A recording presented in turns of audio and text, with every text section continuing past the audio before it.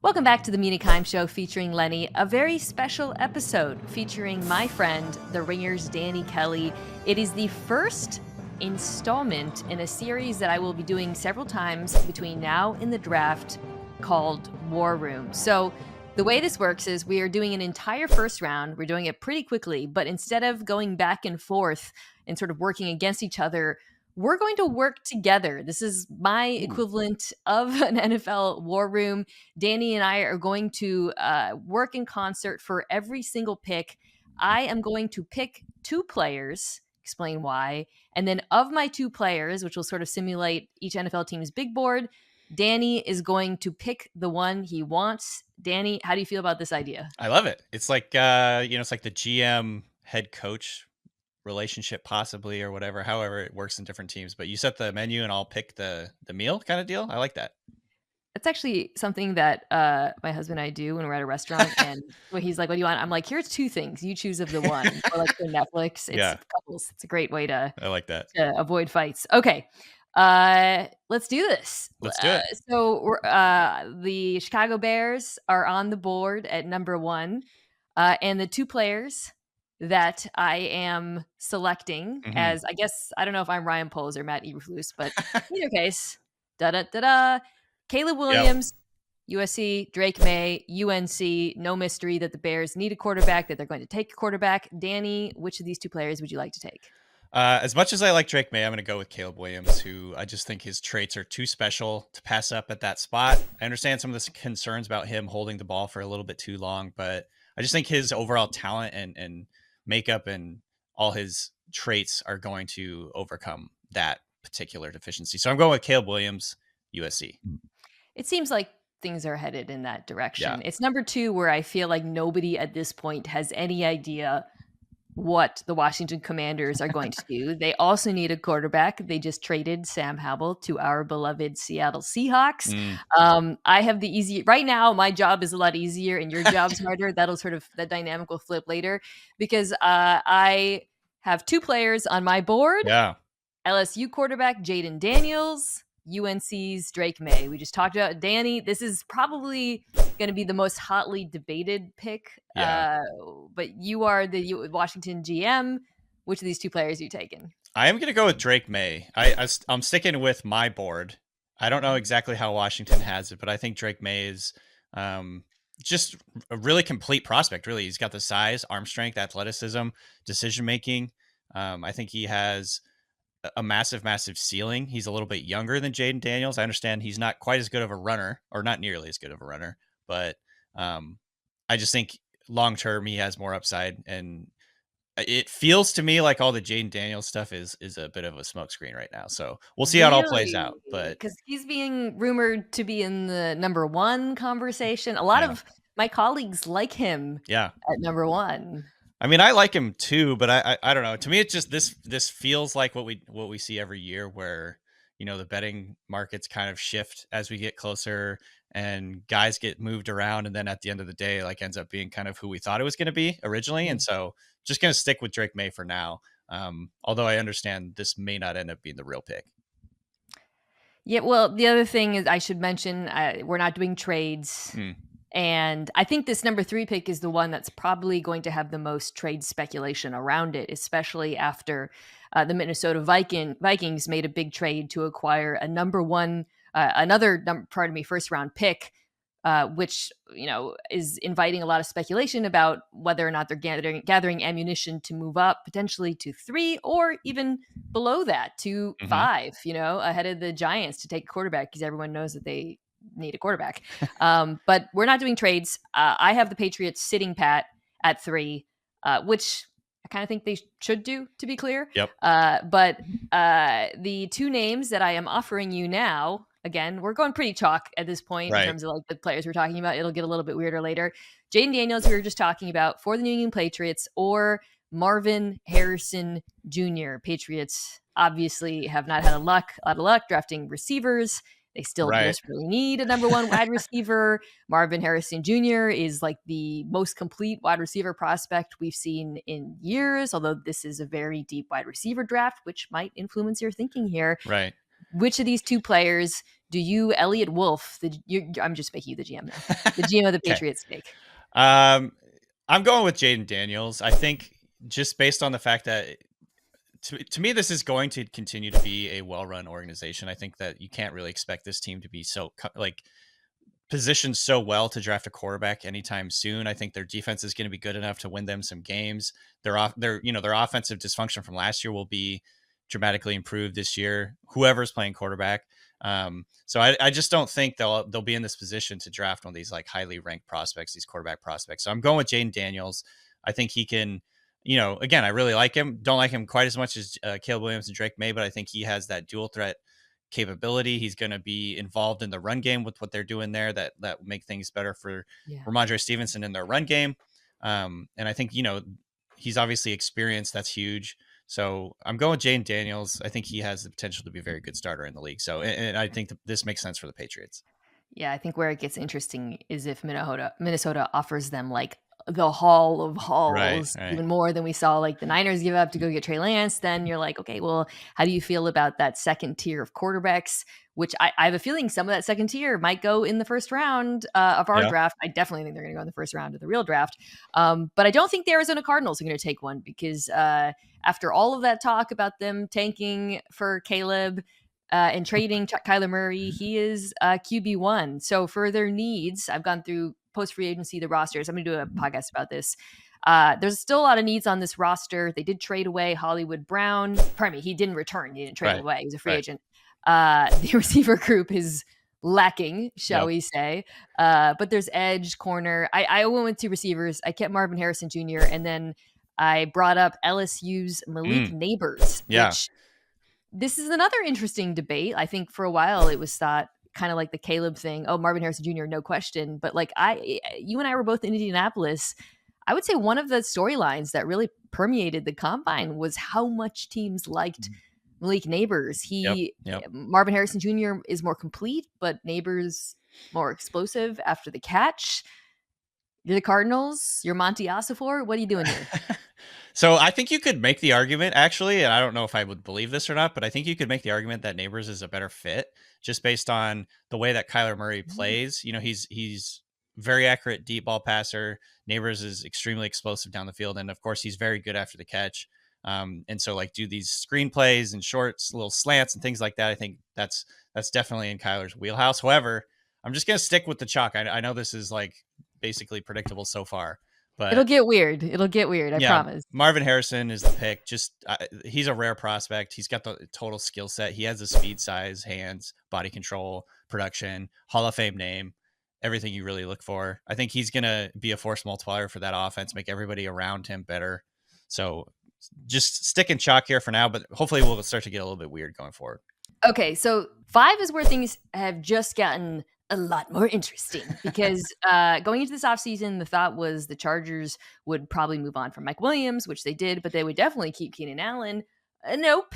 They traded Keenan Allen to Chicago Bears, which means that the Chargers wide receiver group is dubious. So for a while, the thought was, with Jim Harbaugh coming in, they want to run the ball, Greg Roman, they're going to draft an offensive lineman. But now it looks a little different. So I've got Joe Alt, left tackle at Notre Dame, who a lot of people have been linking to the Chargers for a really long time. But with the Allen trade, Malik Neighbors is right there. Yeah. So again, this is not what your NFL GM doppelganger Joe Ortiz would do. I guess you could easily do a Freaky Friday with him and nobody noticed. You are the GM of the Chargers. Are you taking Malik Neighbors or Joe Alt? So to me, this is a very fascinating choice because you could make the argument for both tackle and receiver that you could probably get a very good version of whether it's receiver or tackle in the second round or wherever, a little bit later in the draft, because this is the two positions that's maybe the deepest in the draft. If it's me, I'm going with Malik Neighbors over Joe Alt because I'm a little bit worried, if I'm being totally honest, about Alt playing right tackle or whether this means they're going to have to move Rashawn Slater to the right side. I don't know exactly what that means. You don't always see a seamless transition when you're switching sides. A lot of people say it's like, snowboarding goofy or skateboarding with the opposite foot. Like it's just it's a different feel. It's not necessarily super easy for everyone. So that's a big risk. I think Neighbors is a fantastic fit with Justin Herbert, who has an awesome deep ball. He can throw it 1,000,000 yards. They can get him into space and do yards after the catch. The play action game, all that stuff works out. And obviously, they don't have any good receivers on this team. I think that Josh Palmer is a good role player, but he's not a number one in my mind. And so, obviously, this is going to be a run heavy team, but that doesn't mean they don't want explosive playmakers. So, link neighbors. Greg Roman, get ready to block, buddy. Okay. I like that. That's what I would do as well. Although, again, I actually think in real life, this might be the potential trade down spot because if somebody wants to jump the Giants for JJ McCarthy. Oh, man. Okay. Well, I am the Giants and I am Joe Shane and JJ McCarthy is not my pick here. I think it's rich for him personally. Yeah. So I'm giving you an interesting choice. At least I think it is. I'm keeping Joe out there because it's funny. People aren't really talking about it. The Giants offensive line was horrible. I know, like maybe they're not ready to give up on Evan Brown. I don't know, but maybe they should kick him inside. Either case, the offensive line was like non-functional outside of Andrew Thomas last year. But I'm introducing a wide receiver. I view this as a big three in the class. I think I agree with the order that you've gone in thus far, but I'm putting Rome Odunze out of UW on the board because, good Lord, this Giants receiver group also needs help. Other needs they have, defensive tackle, maybe linebacker. But these are the offensive line and wide receiver and quarterback are the three biggest needs. Yeah. So I'm going with Odunze here. And similar reason, I think, to what we just talked about with the Chargers where – you mentioned Evan Neal. I don't know where he's going to end up. They've just made so many picks early on the offensive line. I have to feel like they want to continue to develop that group and hope it kind of works out for them. If you're building a receiver group that sort of emulates like a basketball team, I think it makes a lot of sense to have Rome Odunze out there as like the true X, a big target, a guy who can get open on third down in the red zone. He's going to be a perfect complement to a guy like Jalen Hyatt, who is stretching the field. Darius Slayton's still there. He's another field stretcher. Wan'Dale Robinson is sort of like the underneath guy who can pick up yards after the catch. I think it gives them sort of a fantastic mix of different types of skill players. And as we've seen a lot of really smart teams do over the last few years, and this is not like a novel idea, but like giving your quarterback a lot of playmakers and like making their job easier, it gives you a better idea of who you have. Whether it's Daniel Jones, who kind of has a bounce back year this year, or maybe, heck, Drew Lock. Maybe he's actually going to have like a career renaissance, sort of like Geno Smith. So, I think it makes a lot of sense for them to go offensive line. I could see them doing it more like in the second or third round. Again, this is a deep class. And you're not going to get a player. You're not going to get a caliber of prospect like Odunze any later than this. Agree. Okay, so the Titans, we can actually, this one I feel like they are, Grant Carthon is running because he is pumped. They were linked with the wide receivers. Then they went out and they paid Calvin Ridley a ton of money. So that is no longer the primary need. Their needs are offensive line, offensive line, offensive line. So I left Joe Alt on my board. I added Olu Fashanu just because I think I think they needed a left tackle. They drafted Skoronski last year. They have Dillard, but left tackle is a huge need for them. Yeah, I'm going to go Alt here. I think just dropping him in at left tackle right next to Skoronski, it really like solidifies that offensive line. I personally really like Fashanu, but it just feels like Alt is the perfect fit for what Tennessee is trying to build right now. And again, this is the perfect example of a team putting a bunch of playmakers, a bunch of strong support systems around their young quarterback. Will Levis is going to get a real opportunity here to prove whether he's the guy or whether he's just, going to move on after this year. And so having a couple of good receivers now and DeAndre Hopkins, Calvin Ridley, hopefully Treylon Burks can make a big jump in his third year in the league. And obviously getting guys like Tony Pollard, Tajay Spears is still there. They're going to have a solid run game, some explosive plays in the run game. And, Joe Alt is going to help that a lot. So this to me is just like an easy run to the podium type pick for the Titans. I like that a lot. The board has gone well for them. I'd argue it's also pretty good for the Falcons because they're the first team of all of these teams that I actually think really needs to go defense. And so they'll have their pick of defensive players. I threw up teammates from Alabama. I gave Dallas Turner, who I view as the number one edge rusher in the draft. I'm Terry Fontenot, or we're Terry Fontenot together, I guess. Yeah. And then Terrion Arnold. I haven't 100% decided that he's my cornerback one, but for me, the Falcons need to go edge or corner, which of these two players would you like to take? I'm gonna go with Turner. I think just because the pass rush class is not nearly as deep, I think, as the corner class. And if you want to get one of the top tier pass rushers, you got to go early on this one. Turner, to me, is still developing. I think he still needs to sort of build out his repertoire of pass rush moves and probably get a little bit bigger and stronger. But I mean, as he showed at the combine, this is an absolutely elite athlete. He has great burst, great bend and balance. And this gives him really high like potential going forward. I think he is kind of the total package. His height to length ratio is incredible. He has like the longest arms imaginable. I think I saw somewhere he has almost the same wingspan as LeBron James in a 6'3" frame. So he's just like perfectly built to be a pass rusher. I think he has a ton of upside and one of the highest ceilings for any of the pass rushers in this group. So I'm going to go with him. They can get a corner in the second round or third round and be like a serviceable type player. And again, there's a couple of corners I think that are going to be really good still around in the second round. So I think that the Bears are fascinating at 9 because up to this point, I really feel like you could go in so many different directions. Up till this point, I felt like it's been pretty obvious what the team's needs are. Right. After the Bears take a quarterback, you could really, they've really rounded out into shape, but you could really go in a bunch of different directions. It almost is like tough. This one's tough. Okay, so I'm gonna be. This is gonna be kind of. Okay, I'm gonna give you these two options, and I don't think this is what they'll do necessarily, but this is what I'm gonna do. I have something in my mind that I think I want to do, so we'll see if it lines up. Okay, so I went with the trenches on both sides. Yeah. Yes. So I've got Byron Murphy, who is one of my favorite players in this draft. Deep penetrating 3-tech out of Texas. Really, he's I think a 3-down play. He's really good against the run. He is so powerful and his motor runs so hot and he's so slippery. And I think that's a need for Chicago still. And then on the other side of the ball, is everyone cool with Braxton Jones being left tackle? I know. You want to upgrade there for your young quarterback? I'm a huge fan of Fautanu. I think there's questions about what position he should play out of UW, but there's an opportunity there to get better too. So when you were writing down your answers, I had left tackle in my mind. So just because, again, I'm with you. I think Braxton Jones has been good. He's been better than expected. I don't know if necessarily they view him as like a franchise left tackle long term.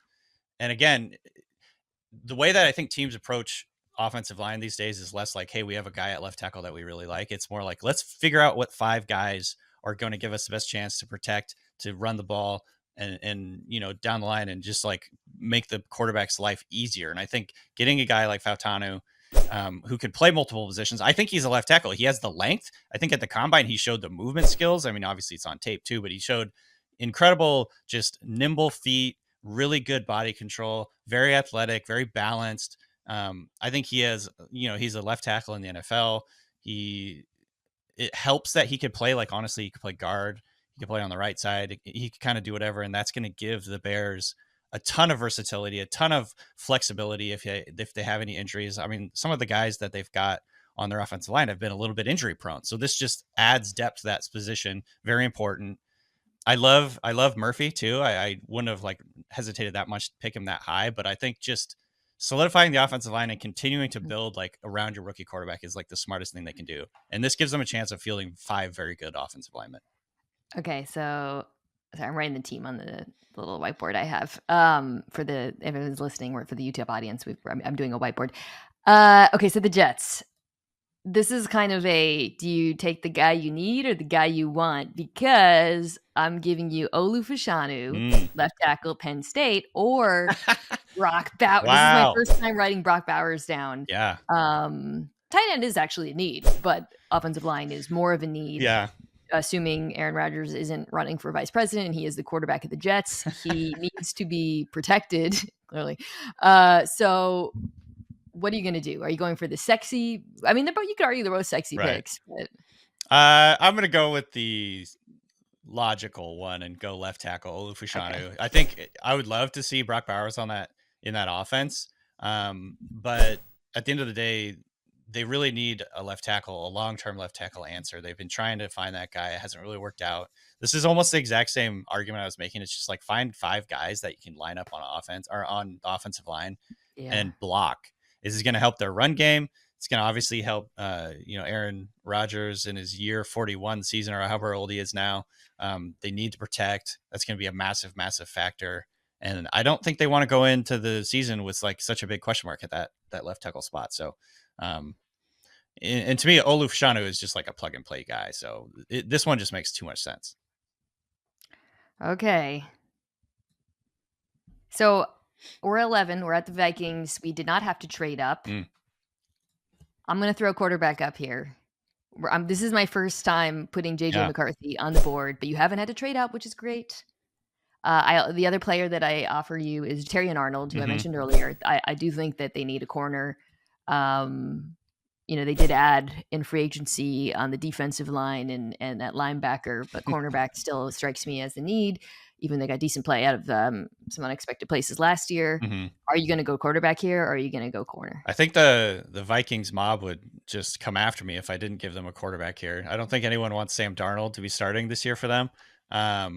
I'm going JJ McCarthy. I think that's fine value. I like him. I don't like. That's why I put it up on the board. This wasn't like, I'm like, okay, we haven't traded up. So I feel better about it. I absolutely don't dislike him. I think it's more of just a question for me of, experience and just being able to like be the focal point of the offense, carry an offense versus what he did in Michigan, which is much more of a game manager type role. And that's not to say he was really good in really key high leverage situations. He was really good on third down, really good in the red zone. I think he's got some very good tools.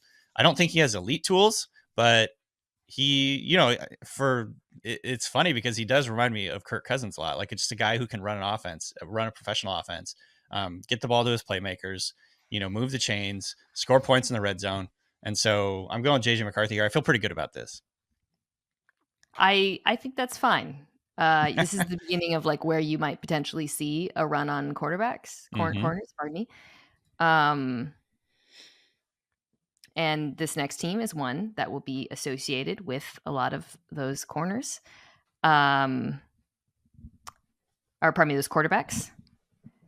I am not going to put one on the board. I do not think that the Denver Broncos should take Bo Nix or Michael Penix Jr. at 12. I think that's frankly too rich. That's just how I feel about those quarterbacks right now. Yeah.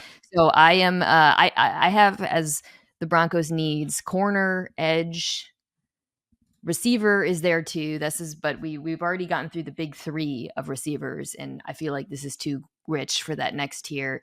So I threw up Terrion Arnold, who I've been putting up, and then Latu Latu, who is, you and I both love that player. He's an edge rusher out of UCLA, just incredible set of moves. He's like so advanced. Obviously, the medical questions exist. I think Denver could go in either of those directions. Yeah, I'm gonna go with Latu Latu. I really, really like him. I know that there are pretty massive question marks about his health going forward. He had to medically retire from Washington, actually. Go Dogs, and ended up getting a second opinion from the doctors down at UCLA. They ended up clearing him. He came back. I want to say he had the highest pass rush win rate, according to PFF, in true pass set situations. So in like real pass rush situations, he was almost unstoppable. He was the most unstoppable pass rusher in college football. And a lot of it goes to his hand use. I think he's a good athlete. He's got a lot of burst, but he is so incredibly technical and refined with his hand use, the way he mixes, chops, swipes, swim moves, spin moves, you name it. Like, he just leaves offensive tackles or offensive guards just flailing more than any other pass rusher I watched this year.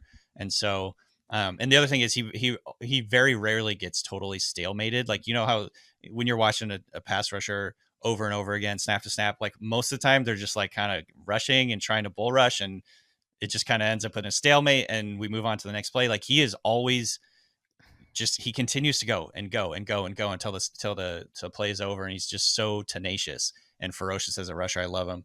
I really hope he can stay healthy because I think he's going to be a good pass rusher in the NFL. And the Broncos need pass rushers, so this is a good spot for him. Okay, the Raiders, again, I don't want them to take quarterback here. I just don't. Sorry. This is my board. That's fair. I give it I'm going both corners. Mm. I don't know how many people are mocking the corners, but this defense, to me, defense is ascendant. You got Christian Wilkins up front. They played really well second half of last year.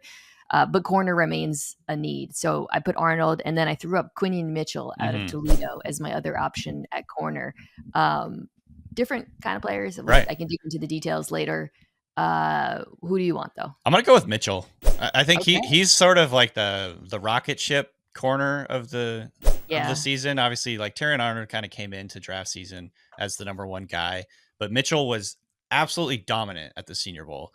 So I think that showed that his level of competition in college wasn't going to be like a big problem. It didn't feel like it was too big for him. He was not intimidated. He went out and essentially, and I was there, he was like the best player at all three practices at the Senior Bowl that I went and watched. And so, I mean, I think he has the ball skills and he is the better athlete. He's got a good size frame. He's very physical. He plays with an edge. He has everything you want. I think Terrion Arnold is a very good player too. I'm not taking away anything from him. I just think Mitchell has the complete package, including elite athletic traits. And that's kind of a question mark with Arnold. So I'm going to go with Mitchell here. I think he has a very good chance to be the first corner off the board. The Saints at 14 love taking big trench guys, offensive defensive linemen. I'm going to give you two. Jared Verse, FSU. So as a reminder, Dallas Turner and Laiatu Latu are off the board. I think most people view this as like a top three with the edge rushers, so he would be the third. And then a guy who I mentioned earlier, Byron Murphy, is still available. Which of these two players are you taking? That's a great question. I like both of these picks. Thank you. Verse is so Saintsy. I'm gonna go with Verse. He just feels like a Saints defensive end. High motor, like really big, muscular, strong, physical guy. He can play on all three downs. Kind of reminiscent of like a Cameron Jordan type player. A lot of the edge players they've picked over the years have just like that huge frame, high motor. He has a good array of moves that he uses. He's very explosive. I again really like Murphy here for them too, and I think I've actually mocked him to the Saints a couple of times this preseason, this draft season. But I'm gonna go with Verse just because I think he is the most Saintsy pass rusher in this group. Okay, so the Colts for needs potentially, I wrote edge, receiver, corner. I'm giving you two corners. I keep throwing Arnold back up here. Is this where he lands? Well, I'm putting him up against Cooper DeJean, who I honestly think is a great fit for Gus Bradley's defense. So yeah. They both are. I am going to go with Arnold. I like Cooper DeJean a lot. I think he's going to be a corner in the league. I just think Arnold is just so good. He's so good in every sort of way. He's very instinctive. He's got ball skills. He's good in both zone and man looks. He's got, he's just got kind of the whole package. Plus he played at Alabama. Obviously he's getting tested there. I think this is going to be close, and I could see Ballard really liking Cooper DeJean because he's just so athletic and so big. But I'm going to go with Terrion Arnold, who I've got ranked a little bit higher on my board. Okay.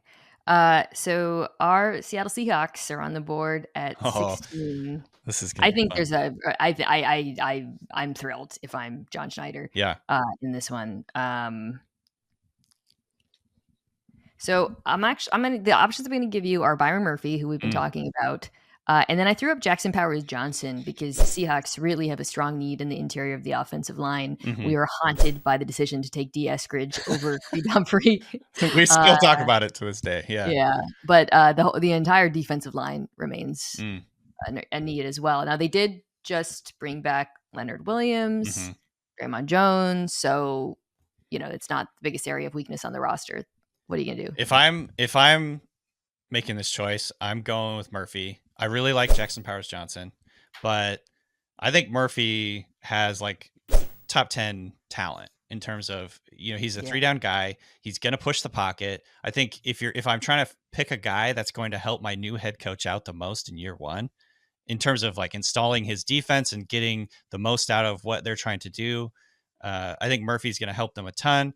This might help open things up for some of the guys around him. I think, the Seahawks edge rushers aren't necessarily a special group, but I think having a guy on the interior that can really collapse things and draw double teams and, just create chaos in the interior is just only going to help the guys on the outside. I think he's a great fit for what they want to do. So I'm going with Murphy. Feel really good about that. I think he's a day one impact guy. Okay, the Jags. So now it's getting a little bit trickier, you Yeah. know. This might surprise you. I feel like I need to look at the Jags roster. They've made so many moves. Yeah. Okay, so we're picking at 17. You're Trent Baalke. Wild card. Yeah. No, he's Loose a bit of a wild cannon. card. Okay, so I'm going in. So Jags for needs because they did a lot in free agency, right? They brought in Gabe Davis, but Calvin Ridley's gone.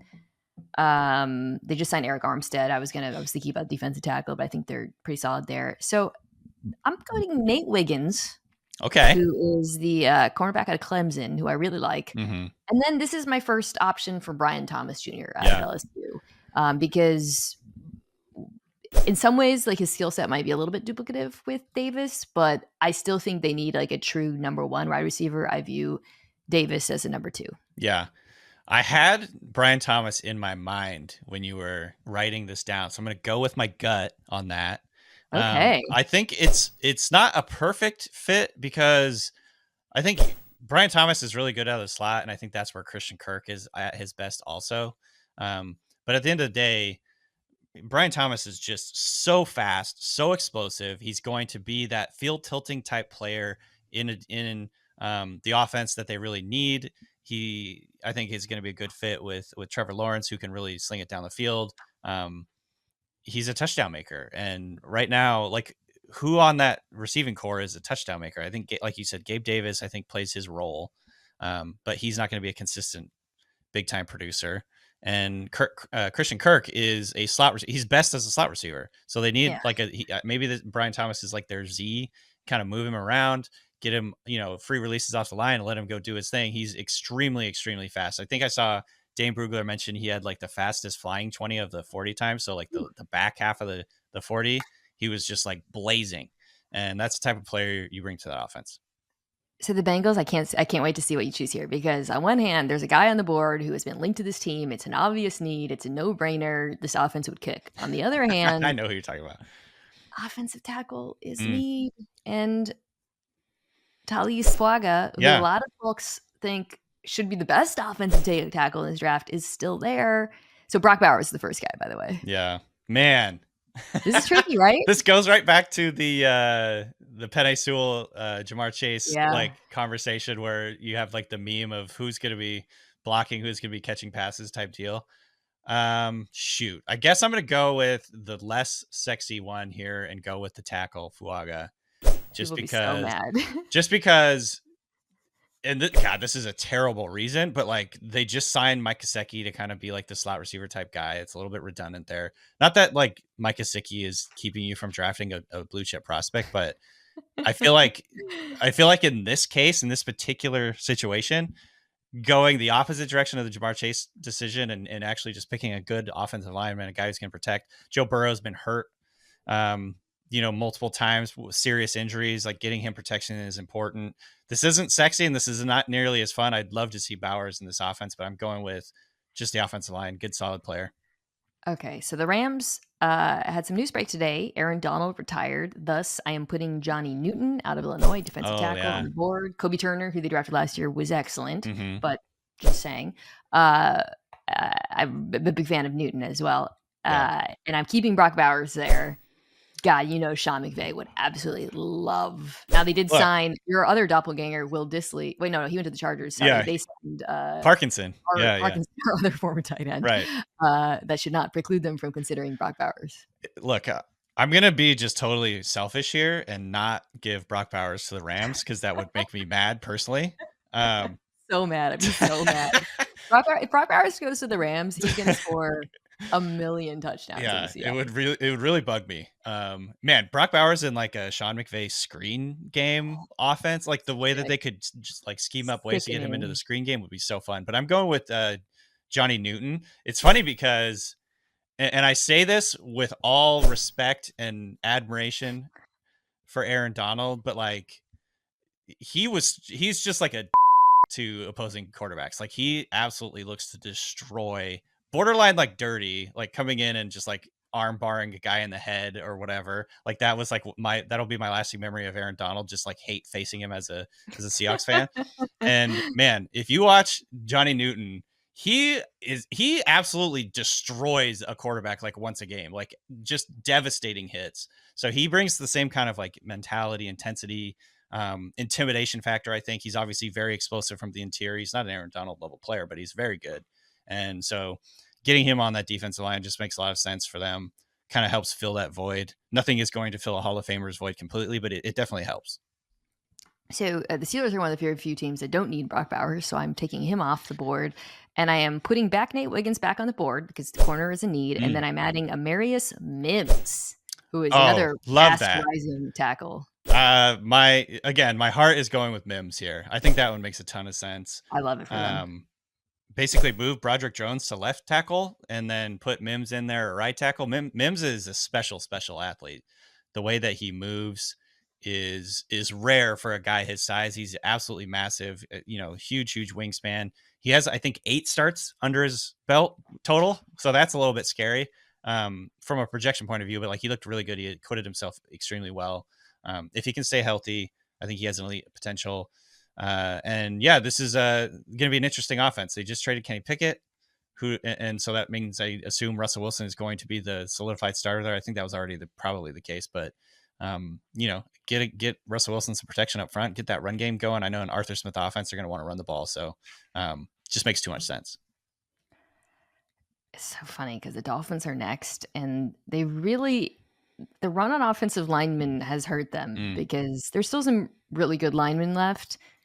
But I'll put one of them on the board, and they really, they made some additions, but I love Bowers. I put Bowers back on here for the Dolphins. J.C. Latham. J.C. Latham is the offensive tackle. Pardon me. So it should be noted, Teron Armstead is coming back, but we know he doesn't usually play the entire season, and he's probably going to retire soon. So it is a need. I can't. It sucks I'm afraid of what's going to happen with Bowers in the real NFL is like he's going to keep falling down boards. I'm so tempted to take him though because he's such a good runner after the catch. It would just make this Dolphins offense ridiculous. But they did just sign Jonnu Smith, I believe, in free agency, so that like gives them sort of a similar version of Brock Bowers, not nearly as dynamic. But I'm going to go with the offensive tackle. It was Latham, right? Yeah. Drop him in there. I don't know. Like, is that a good fit for what they're trying to do? I don't know exactly. I'm so torn. Because I'm so torn, I'm going to give him Bowers, actually. I'm changing my mind. It's too late. Too late? Okay, you switch. Yeah, undo it. The pick has been submitted. Okay. All right, that's fine. I'm not 100. I don't feel 100% confident about that, but I do think from a team building point of view, dropping in an offensive lineman in this team is very important. They need the depth. They need the talent on that offensive line. So I'm happy with it, even though I did try and change my pick at the last second. The NFL said no. I just don't want to reboot the whole thing. I think that's fair. That's fair. The Eagles are at 22. I went double corner here. Cooper DeJean and Nate Wiggins. This is kind of like a pick your flavor thing. You're playing more zone. You're playing more man. I do think they really need to seriously think, though, about taking a cornerback, especially with their corners being as old as they are. Slayton Bradbury, and you saw some struggles last year. I'm going with DeJean. I think he's an elite athlete. He's got good size. And, if he ends up being needed to play other positions, like because of injuries or whatever, he has some experience at safety. He has some experience playing over the slot. He's just a really dynamic player. He could contribute on special teams. He's just really, really good. So yeah, I feel good about that one. That one I think is another team player connection that I've mocked a few times this draft season, and it just makes a lot of sense to me that they'd go that way. Yeah, I agree. I like that. Okay, the Vikings are back on the board with the aforementioned pick that they traded for with the Texans was the Browns pick. So just as a reminder, we took a quarterback. We took J.J. McCarthy. So that is off the table now. There's still two, like Penix Jr. and Bo Nix are still they're still there if you want them. I am not going to go in that direction, obviously. Just looking through players. Okay. Vikings. So the needs I have for the Vikings are I wrote quarterback, defensive tackle. Newton and Murphy are both gone. Corner. To me, that is the direction that I would go in. That's what I was thinking. I have 2 corners for you. Mm-hmm. So there's been Arnold, DeJean, and Mitchell are all gone. I've got Nate Wiggins back, and then I'll throw up Kool-Aid McKinstry as my next corner. I mean, I like both of those picks. I'm going to go with Wiggins. So one of the main concerns with Wiggins is he weighed in at 173 at the combine, and it sounds like he was sick. Probably should not have even weighed in. He had lost a bunch of weight. He weighed in at I want to say 180 something, like low 180s at his pro day. So that's much better. That's much less concerning. And I think he's a really good player, elite athlete. Again, kind of scheme versatile, can play in man, can play trail, can play off. Very, very long. I'm going to go with Nate Wiggins. He's the next guy on my board. And I like that. I like that for the Vikings. Get a good corner, get a quarterback in the first round and compete in year 1. So the Cowboys were not very active in free agency. And Tyron Smith is, as of this moment, unsigned. We'll see. Maybe by the time this comes out, he'll be on a team. He could come back. Tackle is a need, but I'm going skill. I wrote Brock Bowers again. And then A.D. Mitchell, who's a player I really like. I think they could also draft a wide receiver. This is a pick I was talking to a friend about the other day. I think Bowers to the Cowboys is maybe my ideal thing in terms of like team quarterback and just philosophy fit. In his career, Dak Prescott has been very open and like willing to pass to the tight end. He's one of the highest tight end passing in terms of his overall percentage of targets. Like his tight end passing rate is very high. And so I love this for the Cowboys. They need a quote unquote, like number 2, I think anyway. And CeeDee Lamb is going to like take a lot of the heat from a defense that opens up a ton of things for Brock Bowers. He can do, like I said, a lot of stuff in the screen game. I think it makes a ton of sense. He's going to be very productive for them right away. I feel bad for Jake Ferguson, but this is just an awesome fit. Okay, so now we're in the kind of, it gets a little bit trickier from here on out. Because I'm with the Packers at 25. And this is a really good roster. As I was looking at their needs, I was like, damn, they don't really have that many. I know. I wrote like corner, linebacker, offensive line depth, edge. This is not one of these players is very much not their style, and I don't know if either of these players have been associated with them. So I wrote Tyler Guyton, who's offensive tackle out of Oklahoma. Bakhtiari retired. Bakhtiari wasn't playing. They do have tackles. They do love depth there. And then I threw up Chop Robinson. I actually edged with something that I like for them. Maybe there's a corner who's a better fit, but I'm a huge fan of his. So I love Chop Robinson. He's not Packer light because he's not big. That just my hesitation there and thinking of it that way. I think I'm going to lean Guyton here. I think Guyton, obviously, like they need some better depth at offensive line, at offensive tackle with Bakhtiari gone. I think Guyton has an elite upside, the way that he is built, his athletic traits, great length. He might have some positional versatility for them too. I think he checks a lot of the boxes I think the Packers look for. So I'm going with Guyton. Right now, I think he's pretty raw, but he has a ton of upside to develop into a very good tackle. Okay, the Bucks. I'm going to leave Chop Robinson there. I do have edge as a need for them. And then the other thing I wrote was interior offensive line. I put JPJ back on the board, who's the center out of Oregon. Yeah. Man, this could be the Chop spot. This could be the spot to put Chop Robinson. I have him ranked very high. I'm a little bit nervous about how highly I have him ranked. I don't know exactly where I've got him now. Let's see here. I got him at 18 overall, which makes me a little bit nervous because the production was never quite as good as the athletic traits would you'd expect to see. But man, this guy has one of the most explosive, if not the most explosive, first steps I've ever seen scouting. So he is just pure explosiveness on the defensive line. I think he needs to like learn, more moves and further refine his pass rush plan, because he kind of just relies on that first step too much. But he has an elite foundation in terms of his just pure athletic explosiveness, and I think he has like one of the highest upsides for any of the edge rushers in this group. So Arizona could go in ton of different directions. Actually, their center is actually pretty good. The guy, Froholder or whatever it is. Anyways, Yeah. Go ahead and say that name. Yeah. Taking JPJ off. I think that here I'll put this is an interesting spot for sure. Actually, you know what? Let me do this. I'm going to go defense for both these picks. We took Marvin Harrison Jr. in the first round as a reminder. We just need everything on defense. So the options that I am going to give you are an edge rusher and a corner. All right. I'm putting McKinstry back on the board from Alabama, and then I'm adding Darius Robinson. Ooh, I was hoping that.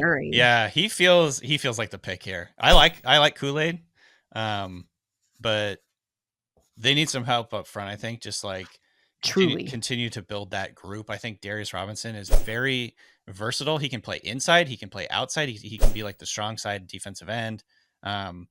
He can stand up. He can rush from a 3-point stance.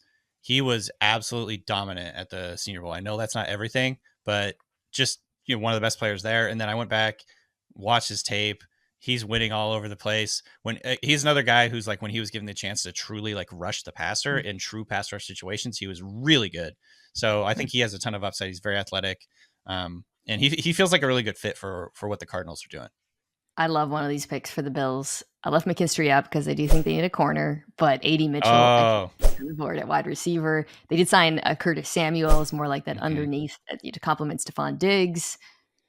I'm not to lead the witness here. This is the build a basketball team to be your receiver core answer. I'm going with A.D. Mitchell. I think they need an outside guy still. After losing Gabe Dave, and Mitchell is so good in. Number one, he gets off the line really easily. He's so quick, so just agile as a route runner. And I think he has an incredible amount of upside. I think he scares me because his production was not very impressive in college. And I think that's always a huge red flag coming into the NFL when a guy's getting drafted this highly. But he does make up for it. I loved his tape. And then he tested as one of the freakiest athletes in receiver history at the combine.